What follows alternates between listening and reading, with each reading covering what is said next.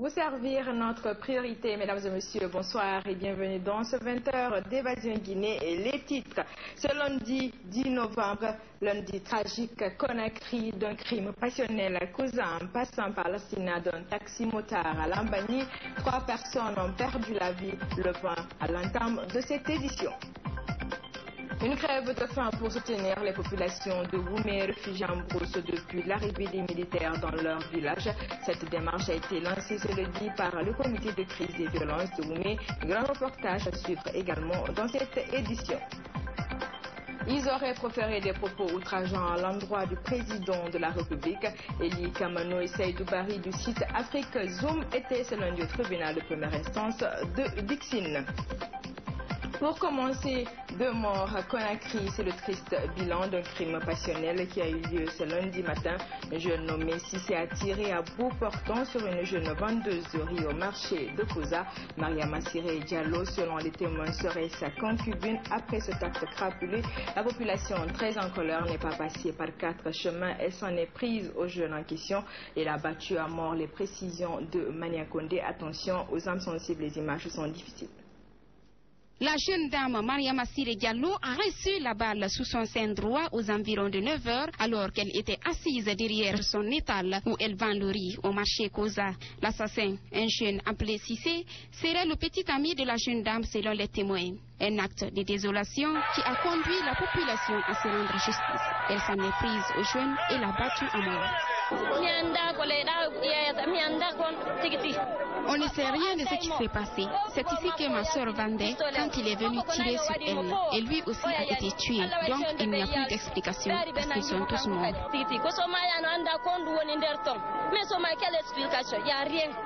Le matin, quand je partais à Kontea, je suis venu ici. On a trouvé ici un gars, il s'appelle Sissé. Après, il est venu trouver, son copine ici. Il a fait sortir son fusil, il a tiré sur elle. Après, la fille est tombée. Nous aussi, on l'a attrapé, le jeune. On lui a frappé, on lui a torturé ici. Lui aussi, il est mort. Après, on l'a commencé à lui brûler.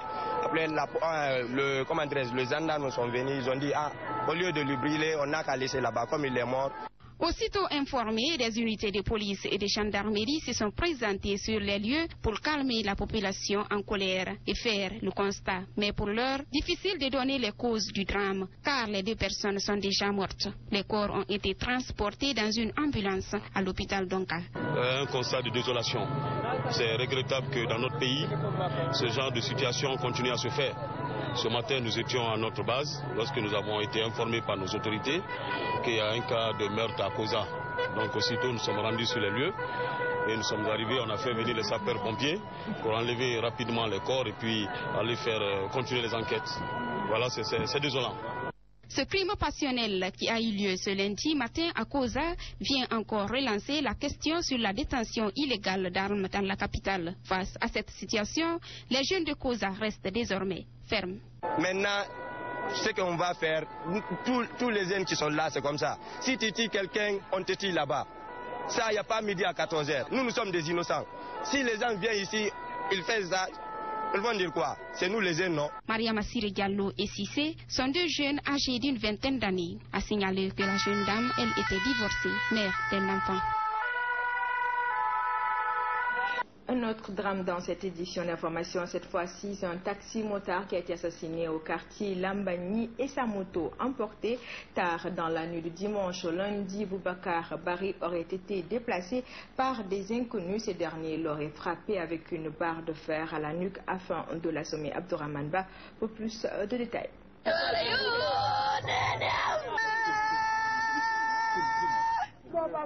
Des cris, des pleurs, une totale consternation règne ce lundi dans la famille mortière de Boubacar Bari. Et depuis tôt le matin, les voisins de la famille ne cessent de s'y rendre pour présenter leurs condoléances.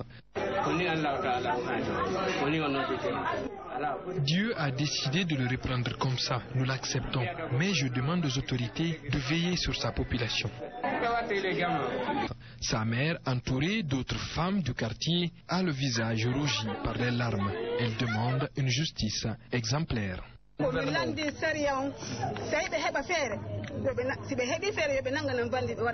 Tout ce que je demande, c'est que la justice trouve les assassins de mon fils.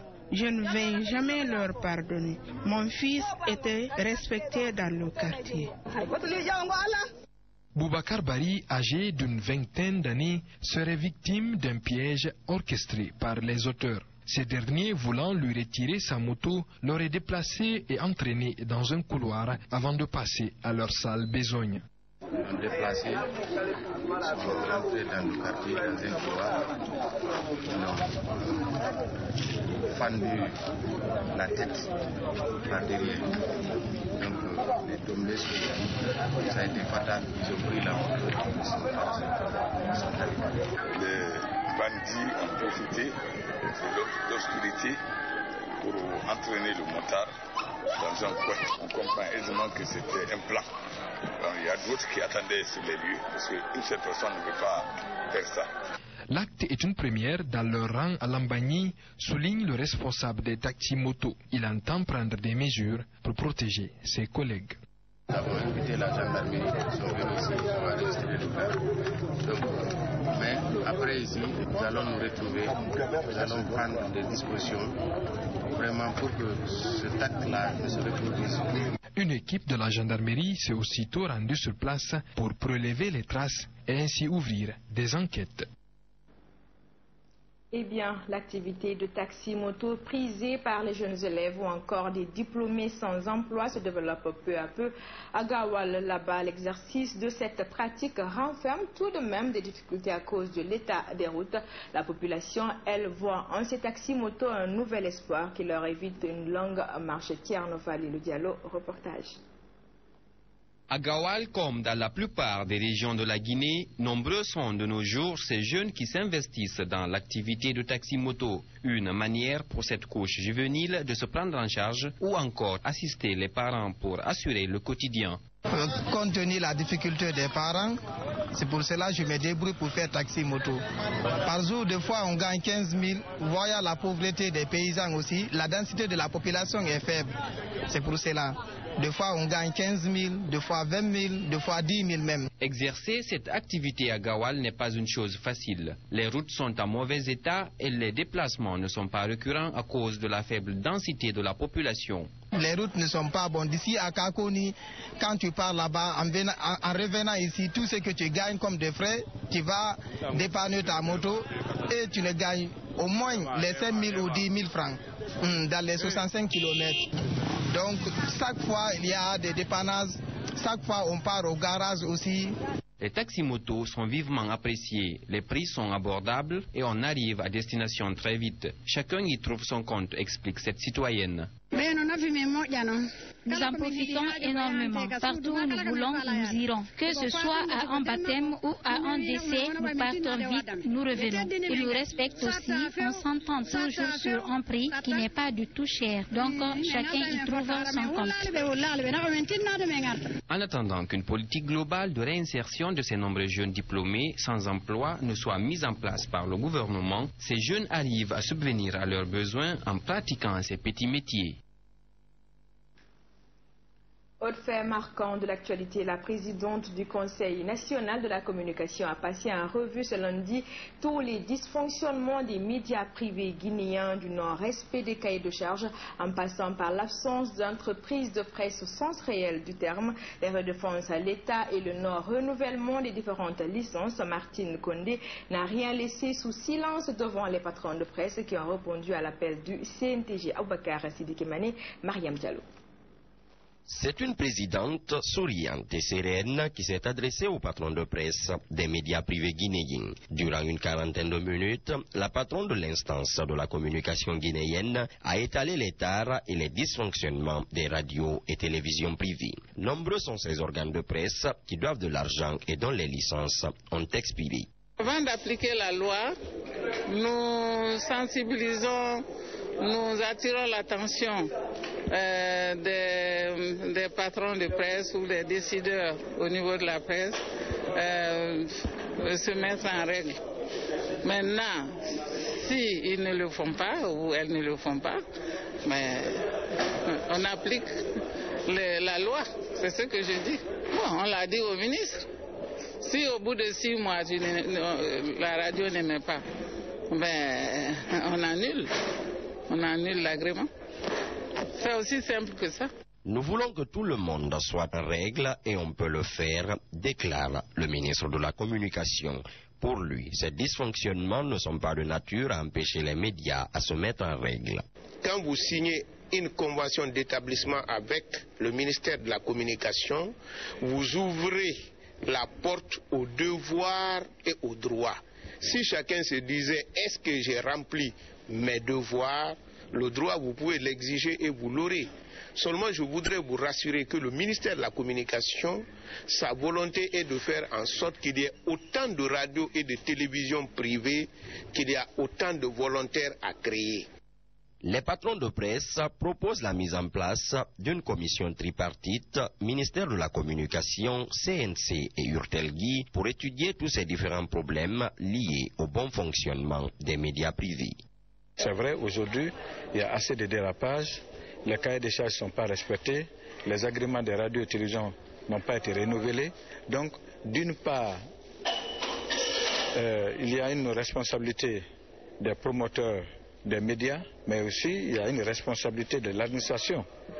Nous tous, nous avons fait des demandes dûment signées, déposées au ministère de la Communication il y a de cela plusieurs années. La plupart, les 80% des promoteurs de radios ont déposé des demandes, à ce que je sache, au ministère de la Communication, qui doit renouveler ces agréments-là. Mais vous savez, l'administration guinéenne, ce qu'elle est. Donc c'est une responsabilité partagée. Malgré tous ces dysfonctionnements, seulement 3 radios sur 34 sont en règle vis-à-vis du ministère de la Communication. Une seule sur les 34, à savoir Pacifique FM, qui a sa licence valable. En plus, parmi tous les médias, seul le groupe de presse TATV Chéri FM qui ne doit pas à l'État. À présent démarré en Guinée le 3 novembre dernier, le pointage dans les différents départements ministériels se poursuit. Une opération pour consolider les résultats du recensement biométrique engagé par le ministère de la Fonction publique. Suivez ce constat fait par l'une de nos équipes de reportage ce lundi au ministère des Affaires étrangères. Aïssata Kaba. Nous sommes au ministère des Affaires étrangères, il est 8h00. Les travailleurs se précipitent dans leurs différentes directions afin d'émarger dans le registre de présence. Un registre que le ministère de la Fonction publique a instauré dans tous les ministères pour consolider les résultats du recensement biométrique. Nous sommes au nombre de 43, il y a 2 malades. Dans notre direction, il y a 2, le directeur adjoint et un autre collègue qui a une formation. Dans notre direction, à part de 6 heures, à part de 7 heures, entre 7h et 8h30, tout le monde est presque là. Et je crois que ça a été une opportunité pour que l'engouement soit créé au niveau du personnel. Même ceux-là qui n'avaient pas l'habitude d'être très tôt se sont donné la peine d'être très tôt et de se faire pointer. Je crois qu'il n'est jamais trop tard pour bien faire. Certes, on a commencé tard, mais ce début est un signe éloquent que les jours à venir, le Guinéen va prendre conscience de ce qu'il a comme devoir d'être ponctuel, d'être constant et d'être efficace pour réussir un travail efficient. Démarré le 3 novembre dernier, dans tous les départements ministériels, le pointage manuel des travailleurs guinéens ne sera pas un feu de paille, explique le chef de cabinet de la fonction publique. Nous allons faire le contrôle, je crois, le dernier mois. On a dit les 3 mois pour le contrôle de présence physique. Au dernier mois, nous allons installer les pointeuses électroniques dans les départements. Et puis, en plus, les cartes biométriques seront distribuées. Une fois que les cartes biométriques seront distribuées, les gens vont badger avec les cartes et tout. À ce niveau, vous savez, vous avez les cartes sur lesquelles il y a des données biométriques. Donc, pratiquement, on ne pourra pas tricher. Toujours, pour mettre une performance au niveau de l'administration, l'État a créé une structure. C'est l'inspection générale de l'administration publique. la dernière restructuration, le dernier décret qui est passé pour la restructuration du département, et vous avez constaté, on a mis en place les inspections régionales. Nous avons créé des inspections régionales au niveau de toutes les régions administratives. Et l'inspection générale de l'administration publique a pour mission le contrôle des effectifs et des structures de l'administration. Outre ce pointage, d'autres mesures comme le gel et la consignation des salaires des travailleurs non enrôlés se poursuivent. Le ministère de la fonction publique ambitionne de doter la Guinée de cadres compétents à travers le programme de réforme et de modernisation de l'administration PRIMA. Ce programme, qui comporte 4 axes, devrait fournir à la Guinée un fichier administratif assaini. Toujours dans l'actualité, les contractuels des différents départements ministériels guinéens ont à nouveau manifesté ce lundi. Cette fois-ci, ils se sont donné rendez-vous à la primature. Ils continuent de réclamer leur numéro de matricule et leur prise en charge. Reportage signé Nino Moubalde. Les manifestations des contractuels des départements ministériels se poursuivent. Ce lundi très tôt, les manifestants se sont retrouvés devant la primature. Objectif, rencontrer le Premier ministre pour lui signifier leurs revendications, notamment leur numéro de matricule. Aujourd'hui est un jour spécial pour nous. Sous l'instruction de Monsieur le Premier ministre et son staff ont entendu tout ce dont vous avez été victime. Toutes vos revendications aujourd'hui ont été prises en compte. Ils sont en train de travailler là-dessus. Donc, on nous a chargé d'envoyer très tôt la liste intégrale de tout le collectif sera déposée ici à 7 heures. Donc, si aujourd'hui nous sommes venus, je peux vous dire, chers frères et sœurs, merci. Selon le délégué des contractuels auprès du Premier ministre, celui-ci a promis de débattre du sujet à la réunion interministérielle de ce mardi. La question que l'on se pose est celle de savoir quel sera le sort des contractuels à l'issue de cette réunion.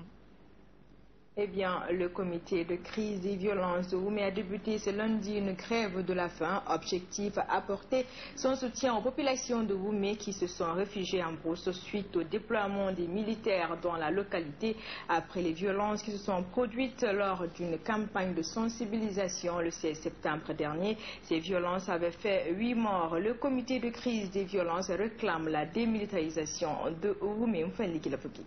Le comité de crise des violences de Woumé décide d'observer pendant 4 jours une grève de la faim. Comme lieu de refuge, il a choisi l'esplanade du palais du peuple. Une action de protestation selon lui contre le déploiement des militaires à Woumé et le maintien des populations en brousse depuis le 16 septembre dernier. Nous sommes ce matin ici pour entamer une grève de la faim, pour témoigner notre solidarité à toutes ces personnes qui sont en train de mourir dans la forêt de Woumé depuis bientôt 2 mois. En pareille circonstance, ce qu'on aurait attendu de l'État, c'est la mise en place d'une commission d'enquête pour faire la lumière et toute la lumière, arrêter les auteurs et les condamner. Mais ce que nous avons constaté immédiatement, c'est la stigmatisation de toute la région forestière en général, de Woumé en particulier. C'est tellement sérieux que ça fait 2 mois presque que nous sommes en train de taper à toutes les portes et nous ne semblons pas observer une sensibilité à l'égard de la peine, des souffrances qu'endurent actuellement près de 6000 personnes dans la forêt. Les grévistes dénoncent des violations graves des droits de l'homme orchestrées par le gouvernement. Si leurs revendications ne sont pas prises en compte, ils décident de se rendre à Woumé sous peu. J'ai pris la responsabilité sûrement d'introduire une résolution à l'Assemblée nationale. J'ai les décharges du président de l'Assemblée nationale, demandant à ce que l'Assemblée demande au gouvernement le retrait de l'armée de Woumé, l'octroi de distinctions honorifiques aux personnes qui ont été tuées injustement à Woumé, c'est-à-dire les agents de l'État et de la presse qui ont été tués à Woumé. Malheureusement, jusqu'à présent, l'Assemblée nationale n'a pas fait de ça une priorité. Le 30 novembre, nous allons tous nous transporter à Woumé avec les populations, les installer dans leurs maisons et advienne que pourra. Si les militaires qui sont là-bas veulent tourner les armes du peuple contre le peuple, ça, ce sera leur responsabilité de le faire. Les grévistes de la faim sont munis de banderoles sur lesquelles on pouvait lire « Démilitariser Womé ». Assis sur des nattes ou couchés à même le sol, le comité de crise des violences de Womé compte passer des nuits à la belle étoile pour se faire entendre.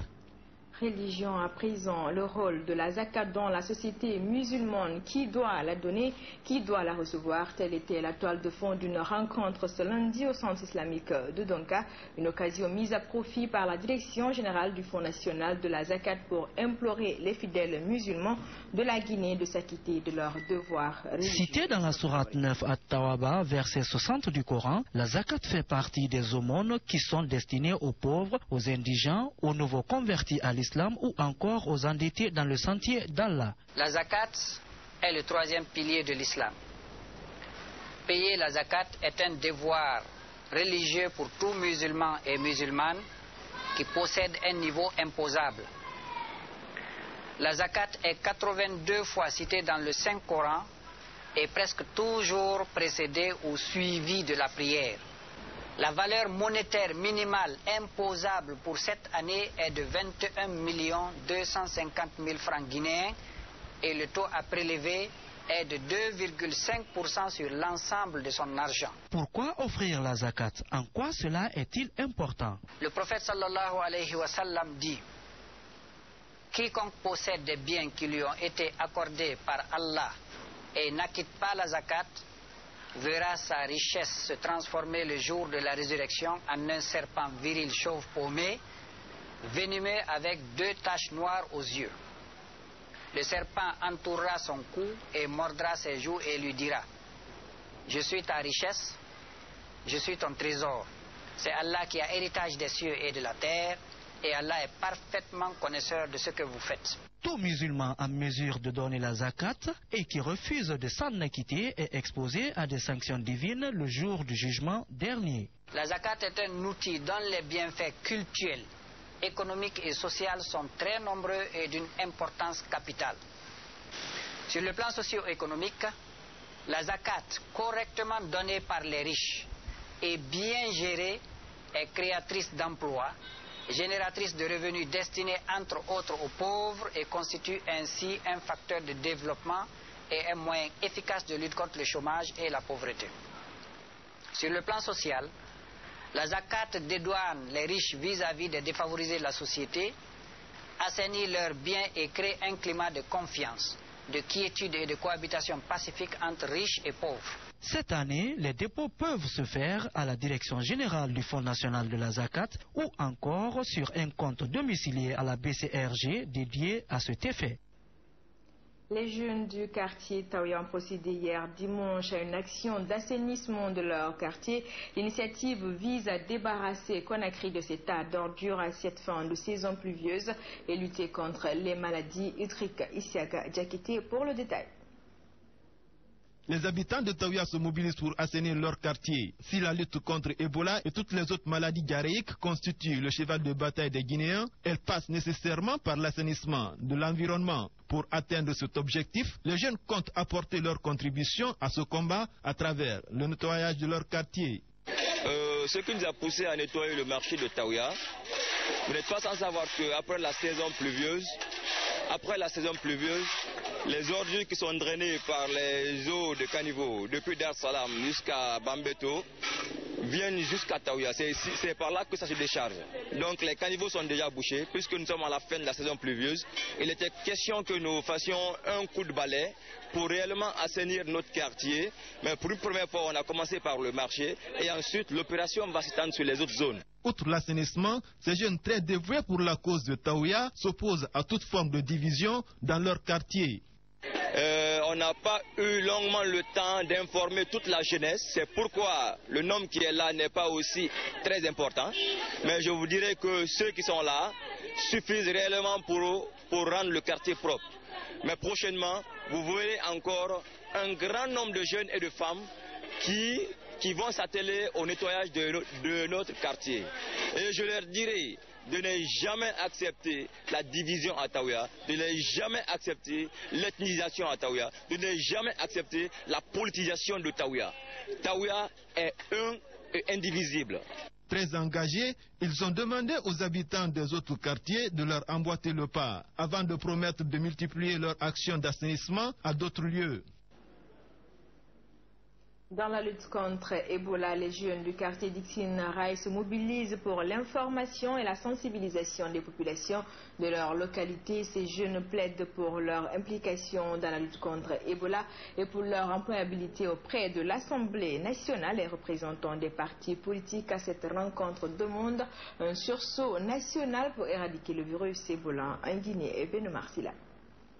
C'est pour informer et sensibiliser les populations sur les dangers du virus Ebola que les jeunes de Dixine Rai ont organisé cette rencontre. Une rencontre qui a mobilisé femmes, jeunes et représentants des partis politiques. Les jeunes ont tout d'abord sollicité leur implication dans la lutte contre Ebola avant de demander aux autorités leur employabilité. Nous, jeunes des deux quartiers, sommes inquiets face au virus hémorragique Ebola. Sur ce, nous demandons les dispositions qui ont été prises pour l'éradication de ce virus hors de notre pays qui nous est commun. L'inquiétude grandissante est de laisser pour compte les bras valides de la nation, tandis que nous représentons 60% de cette population, 25% de ces jeunes sont munis de leur diplôme de fin d'études supérieures et d'attestation de fin d'études.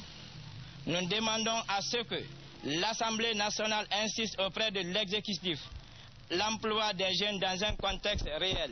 Les honorables députés et représentants des partis politiques présents à cette rencontre ont demandé un sursaut national pour booster Ebola de la Guinée. Lutter contre Ebola, il n'y a pas l'affaire de parti, il n'y a pas l'affaire de politique, il n'y a pas d'affaire ethnique. Donc tout le monde, tous les Guinéens sont concernés pour la lutte contre Ebola. Donc la politique ne nous sépare pas, la politique n'empêche pas notre relation. Même les Guinéens ne peuvent pas aller à la Mecque, ça veut dire que nous sommes en guerre. Quand le trafic du commerce est réduit au strict minimum, à l'intérieur et à l'extérieur, ça veut dire que nous sommes en guerre. Et comme nous sommes en guerre, tous les Guinéens doivent se mobiliser pour combattre Ebola. Ebola nous a déclaré la guerre et nous devons répondre à cette guerre. Nous devons donc nous mobiliser tous pour éradiquer Ebola. Ebola devenu une préoccupation nationale, mais des populations restent encore réticentes de l'existence de cette maladie qui fait isoler aujourd'hui la Guinée. Repartons à l'intérieur du pays pour dire que si les mesures d'hygiène pour prévenir Ebola sont de mise à Timbi-Madina, l'impact de ce virus sur les activités économiques se fait aussi ressentir. L'écoulement lent des stocks de pommes de terre que cette localité produit en grande quantité cause des préjudices aux producteurs. Adirato Oba nous en dit plus. À l'ombre d'un arbre, un seau rempli d'eau et de chlore trône non loin du bureau de la Fédération des paysans de Fouta-Djallon, si à Timbi-Madina Centre. Ebola est partout en Guinée. Il faut se prémunir, il faut donc ce seau. Il sert à laver les mains pour que les gens soient davantage propres avant de rentrer dans les bureaux, avant de se saluer, avant quoi que ce soit, il faut se laver les mains et à chaque fois. Au départ, les citoyens étaient réticents par rapport à l'existence du virus Ebola. Une conception qui a vite changé suite à une rumeur sur l'apparition d'un cas suspect dans un district voisin.